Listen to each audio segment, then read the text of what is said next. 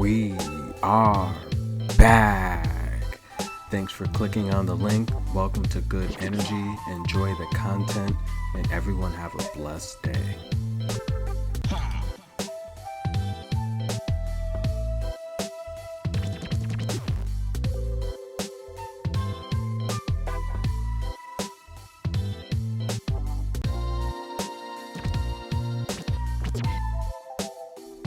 And we are back. This is Good Energy. Thanks for all the likes, comments, support. Nothing but smiles out of Paula Badosa. That's right.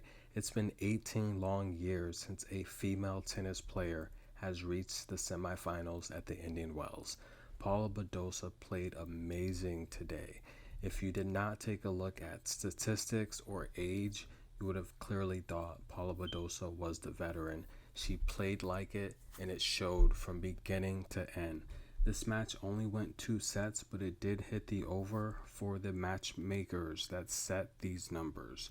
Paula Badosa won the first set 6-4, and she literally controlled everything from the aces to minimizing double faults to the first serve percentage to winners. She limited her unforced errors. She won the break points. She won the total points. She controlled the backhand shots and her forehand. She looked amazing.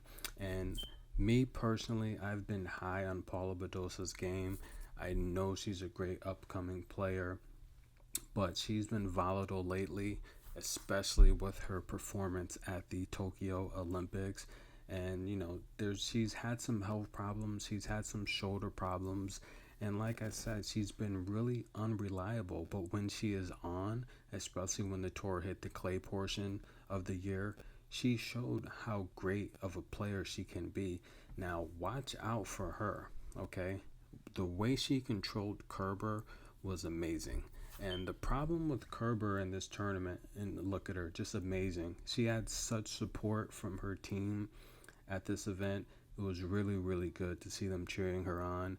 And I've seen Paula Badosa the last couple matches more confident than she's ever been. And although she plays right-handed, she uses her left as well. So I thought Kerber's serve would give her problems, but not really. She can play with both hands. And to be honest with you, a few of her matches in Europe, I actually thought she was left-handed at one point. So I actually forgot that she can play with both hands. But she played very well tonight. She looked very mature. And in terms of Angelique Kerber, I just want to point out a couple things. Angelique had 0 aces the entire match. If anyone has the statistics on that, when has Angelique Kerber had a match where she had 0 aces? Can anyone pull up that stat? Because that to me was amazing. She trained so hard, and her serve is one of the things, especially with her being left-handed, that she normally does well in. I mean, she's not going out there getting 20 aces like Pliskova or someone, but I can't remember a match where she had 0 aces. Now, she didn't really have a problem getting the ball over the net. She did not look fatigued, but the problem is she started too slow. We didn't see Angelique Kerber really play lights out tennis until the second set when she was down 4-3. And she stormed back. She tied it up at 5 and then dropped the last 2 games. So, I mean, a little too much too late. And the reality is it cost her in this match. She had Paula Badosa up against the fence in the second set when it was tied at 5.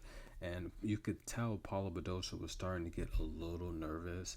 And, you could tell she was saying in her head, uh-oh, here we go again. We've seen many matches where Paula Badosa won the first set and then dropped the next 2 sets. But right when Kerber got herself back into the match, or what it seemed like she was headed towards forcing a tiebreak and possibly a third set, the unforced errors kicked in. And that was the key in this match. I mean, Angelique Kerber had 29 unforced errors, and Paula Badosa only had 22. Paula Badosa played like the veteran in this match. Like I said, she won the break points. She won the total points, 68 total points to 60. And I mean, 29 errors for a veteran. I mean, it's too many errors. You're not going to win a match like that. But it's not an overwhelmingly amount of unforced errors. I mean, we saw Ostapenko with 50 errors last night. So I mean, it's a match she still could have won. But the reality is, the match came down to only 3 or 4 errors that really controlled the match. But nonetheless, they were the difference maker. And I mean, what's next for Angelique Kerber? She's 33 years old, and we know age is nothing but a number. Serena Williams is pretty much 40 years old here, and still pretty much playing at a high level. I mean, Serena's made like maybe 2 of the last 5 or 6 majors, and she's made those finals. So Serena still has it. I think she needs to take time to heal, and really focus on getting back in form, especially with the injuries. But with Angelique Kerber, she can still play at a high level. I think that's clear. She's battle tested. She's had several epic finishes with Serena Williams that are classic and will live on forever. She's won several majors. We know that she's a Hall of Famer. I think there's no doubt about that. When you win 3 different majors, there's no doubt you're a Hall of Famer. But the reality is, I think, coming into next year, she's definitely going to have to focus on first sets. I think a lot of times, especially in the past couple months, she's found herself having to play back from behind, exuding a lot of energy versus the younger opponents. And I think she still has it. We're not going to write her off. This was a very winnable match, and I thought she would win it, mostly due to Paula Badosa just being inconsistent lately.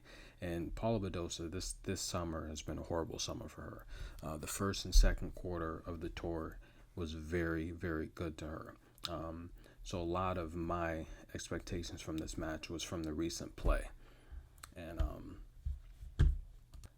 but nonetheless, she will advance to the semifinals, and it does not get easier from there. We're going to take a look at her next matchup, but first let's take a look at the previous match, the first match of the day, which was Anett Kontaveit versus Jabeur. Anett Kontaveit, who was red hot coming into this match, winning 15 of her last 17 matches on a roll. And it seemed like she was unstoppable. But who would stand in her way? The one and only Jabeur. Was also on a roll, winning 19 of her last 25 matches, and today would not be an exception. If you were looking for the Anett Kontaveit that won 90% of her matches the last 2 months, then you would need binoculars, the ones with extra optical zoom, because today was just not her day. She came out, she won the first service game, but would be immediately broken her next service game and the one after that. However, she did battle back late in the first set, breaking Jabeur twice as well, but would eventually succumb 6-4 in the first set, and it seemed like Jabeur would not be stopped at all again, and that's pretty much how it would play out. The frustration would continue to mount with Anett Kontaveit, with Jabeur just controlling the net points. Jabeur can be a tricky player. If you look at her physique, you could think that she is very unathletic. However, she can move very well. She has great footwork, and she plays best when she's coming towards the net. Anett Kontaveit is a great player that can control the baseline. She's decent at her net points, but Jabeur is a much better net player. This is where Anett Kontaveit would struggle today. And it did not help that the chairman's calls did not go her way. Fighting to stay in the match at 5-3 deuce, Anett hit the backhand down the line, which was clearly visibly in. The umpire called it out. Anett asked for a review, and this was Jabeur's reaction. She simply smiled, put her hands over her head, grabbed her racket, and chuckled. No one in the arena could believe that this call went her way. The ball was clearly in. The review itself, it looked like the ball was in. But tonight was her night, and she played a great match. She deserved the win, but let me tell you, it gets tougher. She's going to face Paula Badosa in the semifinals, and let's take a look and break that down right now. Let's take a look at Paula Badosa's road to the semifinals. Paula Badosa is the 21st seed in this tournament, and she, what most people would probably say, wasn't really a threat to win this tournament, but definitely her run to the semifinals has been very impressive. The second round, having a first round bye, she faced Diana Yastremka, and Yastremka is a very good player. Before the suspension, she was really causing a stir on tour. She was winning several tournaments, young, fit, athletic, and kind of known as a dirty player, but however, a very impressive win for Badosa. She beat her in straight sets, 6-2, 6-4. The next round here in the third round, she faced probably one of the more popular tennis players on tour, definitely coming into this match, and her overall career with great coaching, great training, and what most would regard as probably the future of the sport, will most likely win several majors. Corey Goff, the way she beat Corey Goff in straight sets was very, very impressive. But it didn't stop there. Barbara Krejcikova, the third seed of this tournament, I had Barbara beating Paula Badosa. Paula Badosa, for the most part, since the tour shifted on the hard court, has just been inconsistent. She's had health issues, shoulder problems, and I thought Barbara, healthy from the U.S. Open fiasco, I thought Barbara would definitely beat her. But I was wrong in that matchup, and I think most people were probably also wrong as well. Badosa won that in straight sets. Very, very impressive. If she could beat Krejcikova, she could definitely beat Angelique Kerber. And that's what we saw tonight. Very impressive match here. She beat Kerber in straight sets, 6-4, 7-5. We saw Kerber didn't really warm up till late in the second set, but by then it was too late. Paula Badosa was ready to grab her bag and head to the next round. She will now face Ons Jabeur. And in terms of Paula Badosa, she has played Ons Jabeur previously. They've played this year in Miami, which went 3 sets. Ons Jabeur won that match. And the only other time they played was a qualifier to the U.S. Open back in, I want to say 2017. I'm pretty sure it was 2017. I could be wrong though, but I also think that was the year that Paula Badosa won the juniors French Open. Again, Paula Badosa is a very good clay player. Paula Badosa won the juniors French Open that year, and pretty much, I mean, these two have had completely different careers, to be honest with you. In terms of Ons Jabeur's career, she's had to really come up through the ranks and work her way here, and I'm pretty familiar with her career. I mean, I've been watching her play the last 3 years. She's only really been on these main draws for about 3 years. So just to see her climb the ranks, she's now ranked number 10 in the world. So she's having a great season, over 40 wins, like I mentioned in the previous video. And she's really had to work hard for everything she has. And in terms of this matchup against Paula Badosa, let's take a look at Ons Jabeur's road to the semifinals. Ons Jabeur, the 12th seed in the tournament, also having the easier road to the semifinals, but that's also the reward you get for having the much better season and winning 19 of your last 25 matches. So she had a first round bye. In the second round, the round of 64, she would face Anastasia Stevasova. Now that match would go 3 sets, but Ons Jabeur would get through that match in the third set pretty comfortably. The round of 32, she faced Danielle Rose Collins. Danielle Collins is or was a top collegiate prospect out of Auburn. Very good tennis player. Again, much like a lot of the ladies on tour now, she's got her big break a few years ago at the Australian Open. This is a match that Danielle Collins, and this kind of lets you know the form of Ons Jabeur. This is the match Danielle could have won. Ons Jabeur beat her in straight sets, 6-1, 6-3. That was a very impressive win to me, especially for someone that was really good in college, in Danielle. She got her break on the tour, but she did mention that she felt like just giving up on tennis because it just wasn't working out, which was disappointing because she was a very recognizable player in college. Round 16, Jabeur would beat Anna Kaliskaya. Now, that was actually the opponent that Paula Badosa beat to win her junior Grand Slam at the French Open. So that was a very tough match. She was playing very, very well. Again, that lets you know Ons Jabeur and the type of form she's in. In the quarterfinal, we just witnessed her beat Annette Kontaveit, who, without a doubt, was the hottest player on tour, winning what did I say? Something like 17 of her last 19 matches or something like that.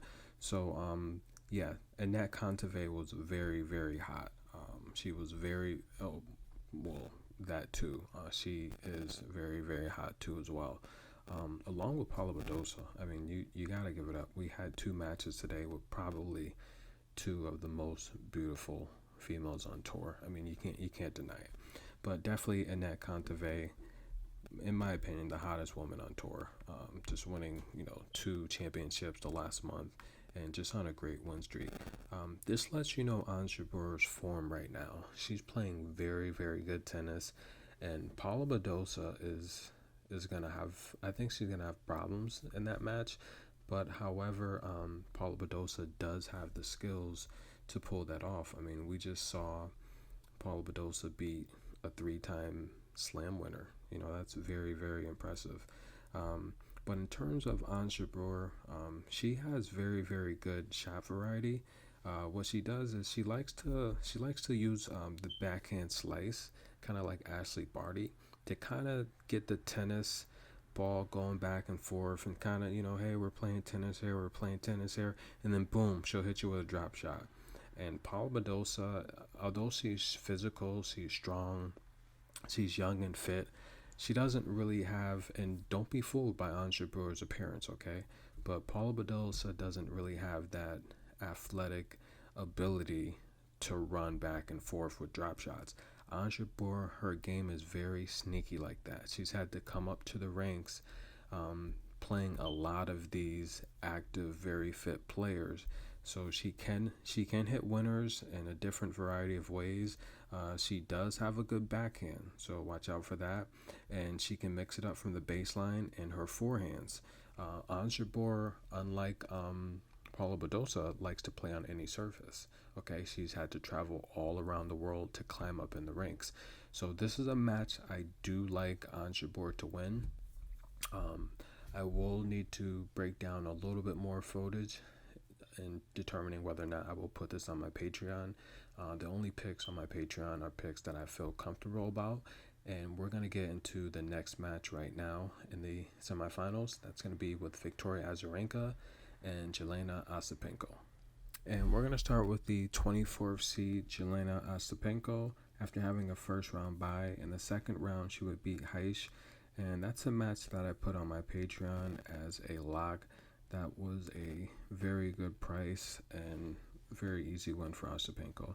She would beat Heish in straight sets, and the second set being a donut, 6-love.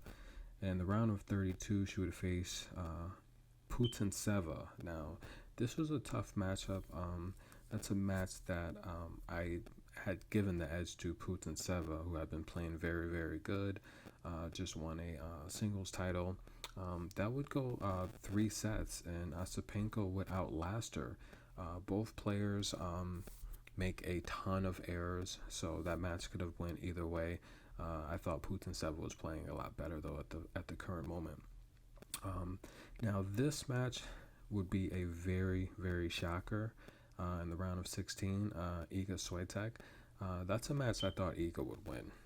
Again, Ostapenko, who makes a ton of unforced errors.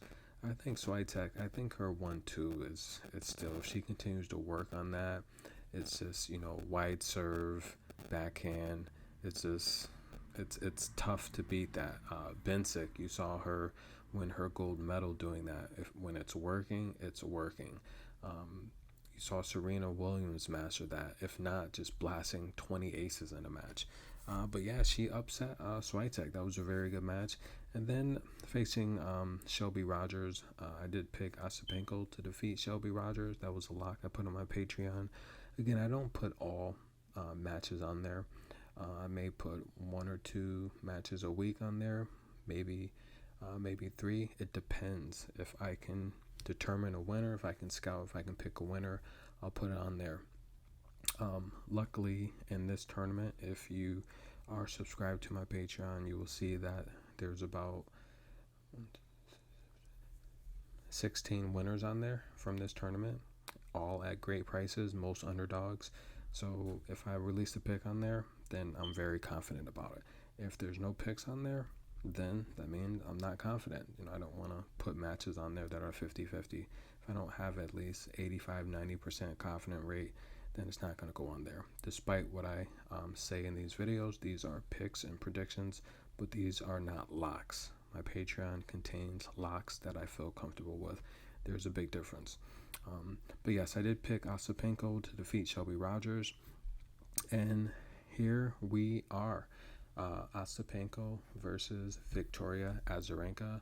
This is going to be a good match. And let's take a look at how Azarenka got here to the semifinals. Victoria Azarenka is the 27th seed in this tournament and the 32nd overall ranked player on tour. In the round of 64, we saw her defeat Magdi Linette. After winning the first set, Linette had to retire. She could not continue due to injury. In the round of 32, Kvitova, a very, very tough opponent, former top number 5. We saw Azarenka defeat her in straight sets and simply controlled every point, net points, baseline points, and definitely made Kvitova look amateurish. In the 16th round, we saw a very tough match with Sasnovich. That's a match that, I'll be honest, I was scared for Victoria Azarenka getting embarrassed in that match. Sasnovich was ranked 100 in the world, but now this is a match Azarenka should have won, but just the form of Sasnovich, I felt it would probably go 3 sets and really push Azarenka to the limits. When I saw the straight sets victory, I knew in the next round, the quarterfinals against Pegula, she was not going to have any problems, and that was a lock that I put on my Patreon. Definitely Azarenka over Pegula was on the Patreon. I also had Kvitova on the Patreon as well, where Azarenka was also an underdog, so that was on there too. So this match here versus Ostapenko, this is going to be a very, very interesting match. Now, in terms of Azarenka, we saw her struggle a few years ago on tour. She struggled really bad. She wasn't winning a lot of matches, and a lot of that was her having to make adjustments to a lot of the younger players coming up in the ranks, and a lot of the slam she won and the championship she won in the past. See, the game has changed, and people have to understand the game now. There aren't that many rallies. A lot of these players, they're big hitters, they're stronger, they're more powerful, and you don't really see a lot of rallies. Now, this match with Ostapenko, this is that type of match that Victoria Azarenka has prepared for. She's playing someone that wants to take risks, wants to hit winners, and someone that's going to make a lot of mistakes. But this is also why someone like Jessica Pegula, who she beat yesterday, was very confused. If you watch that match, Jessica did not know what to expect. You can tell that the scouting and the coaching report she studied, this was a completely different player. Jessica looked lost out there. She was very frustrated. And this is Vika mixing up her game with old and the new. And this is why I think Serena Williams has struggled a little bit lately. Now, not to mention, Serena Williams has made, 2 finals, 3 semifinals out of like the last 6 majors or something like that. And even more if you go back a few more years where she was active. The reality is, I don't think Serena Williams has really lost a step, but the athletes are getting younger, stronger, and faster. There's more resources in the game that's ever been there. There's more money in the game that's ever been there. So the players are better prepared. especially when you're dealing with all over the world. But I do think Serena has a lot of obligations. She has a lot of sponsors. She has a lot of endorsements. She has a lot of businesses. She has a child now. So there's a lot going on in her life. And tennis is definitely probably on the back burner. But the reality is, I think if Serena talks to her best friend Vika, mixes up, changes her style a bit, and does a little of what Vika's doing, because you watch some of these matches where Serena Williams she's having battles to get out of the first and second draw, and it's not it's not appealing tennis. She's in long rallies, long extended rallies, where her serve is not working. She's screaming, she's yelling, she's getting injured. And what Vika did, I think, is brilliant. And like I said, this goes back a couple years where she was struggling. She was really struggling on tour. I thought her career was over. We're talking, what, 29, 28, 29, 30 years old. I'm like, her career is over. She looks horrible out there. But the reality is she made the adjustments to the newer game. The game has changed. These long rallies, they just don't happen anymore. You got players like Camila Giorgi and Ostapenko, Paula Badosa, you know, Jabeur. These players, they want to hit winners. They're not in there to go long extended rallies like someone like a Svetlana, who has more of an old school type of game, or a Kontaveit, who has an old school type of game. Jabeur was able to get through Kontaveit with that type of style. But in terms of Azarenka versus Ostapenko, Azarenka will lose this match if she goes into this match playing that way that she played against Pegula. Azarenka's gonna have to change her style. She's going to have to go back to old school tennis, because Ostapenko makes too many mistakes to let her off the hook. 50 unforced errors in the match, especially a quarterfinal match. If you go into the semifinal match against any of these players, you're gonna lose playing that way. And if Azarenka goes into this match playing that style of tennis, Azarenka will lose this match to Ostapenko. That will be a fact. So, but I do have to pick a winner. So, who's going to win this match? Victoria Azarenka and Jelena Ostapenko, they've only played one time. That was at the 2019 French Open. That was in the first round, and that was a two-set match. Victoria Azarenka won the first set 6-4, and the second set went to a tiebreak where Victoria won 7-4. But that means nothing. Not only was that on clay, but that was a different type of style, and that was actually when Victoria Azarenka just wasn't playing good. She went on that summer, the summer tour. Once it hit the U.S., she looked horrible. Madison Keys bounced her out at the Cincinnati Open in the first round, and it was just a mess from there on. But the reality is, this is a very winnable match for Ostapenko. Like I said, if Victoria Azarenka plays into her hands, she's just simply not going to win the match. But I do have to pick a winner here. My pick will be Victoria Azarenka to win this match. I think with the amount of errors that she makes, the only way she's going to win this match is if Victoria lets her off the hook. And I do think she's a much smarter player. I don't think that's going to happen. In terms of the odds, they are a bit low. I think they should be a lot higher for Azarenka, but I would take that as a gift, as Victoria Azarenka should win this match. Jabeur, Paula Badosa, again, very, very tough match there. Paula Badosa is just, I mean, if you look at the stat sheets, if you look at the matchup, this is a match that it's going to look like she should win, and she could very well win. But I think Ons is just playing with a gift right now. And if you look at these tournaments and you look at these draws, you can normally see the magic. And in this matchup, I guess you can say, can go either way. Paula Badosa's had a very impressive run here, but we're going to go with Ons Jabeur. I think the win over Annette Kontaveit is very, very impressive. The hottest woman on tour. You beat her. You made it look pretty easy. There's a lot less holes in Annette's game than there is in Badosa's game, and I think Jabeur will be able to find those. The win against Kerber, very impressive though. 3-time slam winner, very experienced. But tonight, Kerber, she looked old, and she's not going to get that type of athlete out of Jabeur. Jabeur is still pretty young and fit, and I think Jabeur and Azarenka will meet in the finals. And take a look at my Patreon. I'm going to give you a pick on who's going to win this tournament. And if you take them now, you can get a really, really good price. But yes, thank you guys for checking out the video. Please like, subscribe, comment below. Takes a lot of time to make these videos. I'll put my donation link down there if you want to donate $1, $2, $3, $5, whatever you can.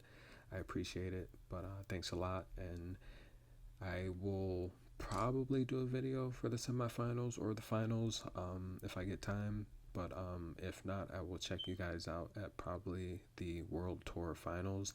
Thank you for the time. This is good energy. Have a blessed day.